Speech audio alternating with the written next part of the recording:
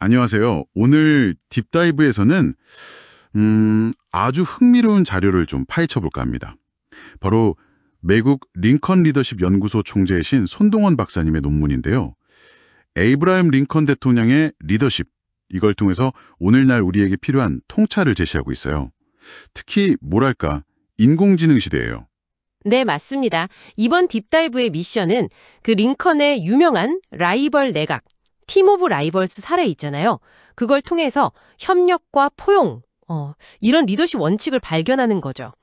보통 리더십 하면 막 카리스마 넘치는 영웅 이런 걸 떠올리기 쉬운데요. 손동원 박사님은 리더의 진짜 잠재력은 가장 가까운 사람들하고의 관계에서 나온다. 이렇게 강조하십니다. 맞아요. 저도 그 부분이 되게 인상 깊었어요. 자신을 비판하고 경쟁했던 사람들까지 가장 중요한 자리에 앉혔다니 정말 대담하지 않나요? 심지어 남북전쟁이라는 그 엄청난 위기 상황에서 말이죠. 그렇죠. 손동원 박사님의 분석을 통해 이게 어떻게 가능했고 또 어떤 의미가 있는지 좀 더 깊이 들어가 보죠. 네. 핵심은 그거예요.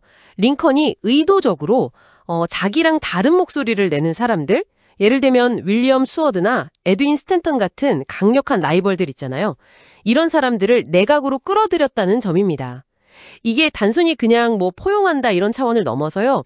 그들의 비판이나 능욕을 국정 운영의 동력으로 삼으려고 했던 거죠. 아주 적극적으로요. 그런데 보통 리더들은 자기 사람 심으려고 하지 않나요?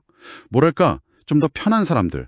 왜 굳이 자신을 반대했던, 어쩌면 되게 껄끄러울 수도 있는 사람들을 핵심 참모로 두었을까요?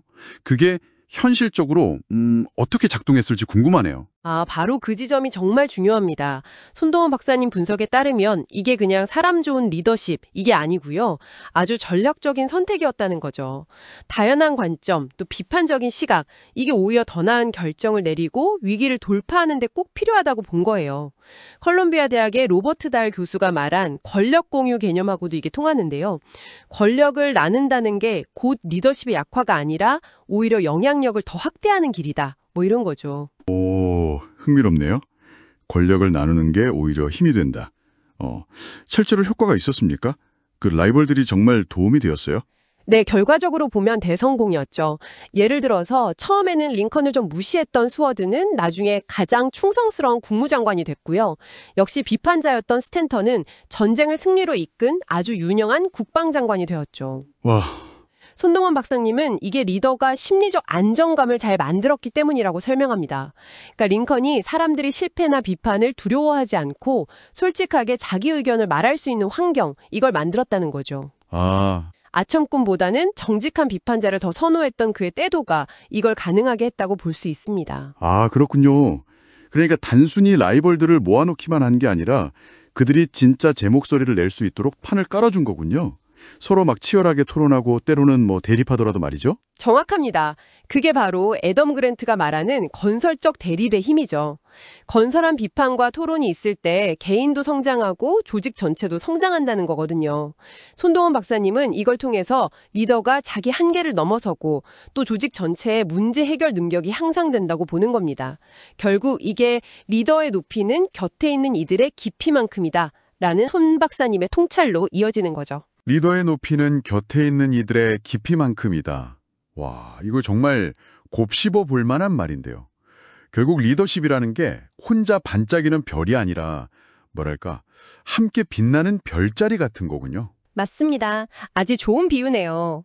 제임스 마치의 분산형 리더십이나 로버트 퍼트넘의 사회적 자본 개념하고도 이게 다 연결이 돼요. 쉽게 말하면 리더 혼자 다 짊어지는 게 아니라 그 신뢰를 바탕으로 만들어진 관계망, 즉 사회적 자본 그 자체가 아주 강력한 힘이 된다는 뜻입니다. 아하. 링컨은 바로 이 관계망을 통해서 혼자서는 절대 불가능했을 위기 극복, 그리고 통합을 이뤄낸 거죠. 그리고 손동원 박사님은 이게 복잡성이 기하급수적으로 증가하는 현대사회, 특히 AI 시대에 더더욱 중요해진다고 강조합니다. 기술만으로는 해결할 수 없는 문제들이 점점 많아지잖아요. 그 답은 결국 다양한 사람들과의 협력, 그리고 집단지성에서 찾아야 한다는 거죠. 네, 오늘 손동원 박사님의 논문을 통해서 링컨의 리더십을 좀 새롭게 조명해 봤습니다. 들어보니 핵심은 아주 명확하네요. 위대한 리더십이라는 건 고독한 영웅주의가 아니라 기꺼이 자신과 다른 사람들을 포용하고 그들과 함께 성장하는 과정에서 완성된다는 것. 네, 맞아요. 특히 요즘처럼 변화가 정말 빠르고 예측하기 어려운 시대는 더욱 그렇죠. 기술적인 효율성 못지않게, 아니 어쩌면 그보다 더 중요한 것이 바로 사람 중심의 포용, 그리고 서로 다른 의견 속에서 더 나은 답을 찾아가는 그 과정 자체라는 거. 손동원 박사님의 메시지가 참 깊은 울림을 주는 것 같습니다. 자, 이제 듣고 계신 당신에게 질문을 한번 던져봅니다. 당신 주변에는 어떤 목소리들이 있나요? 혹시 당신과 생각이 다른, 때로는 좀 불편한 비판을 하는 라이벌 같은 존재를 어떻게 대하고 계신가요? 링컨처럼 그 다름을 한번 끌어안고 함께 나아가 본다면 당신의 잠재력은 또 어떻게 확장될 수 있을지 한번 생각해 보시는 건 어떨까요?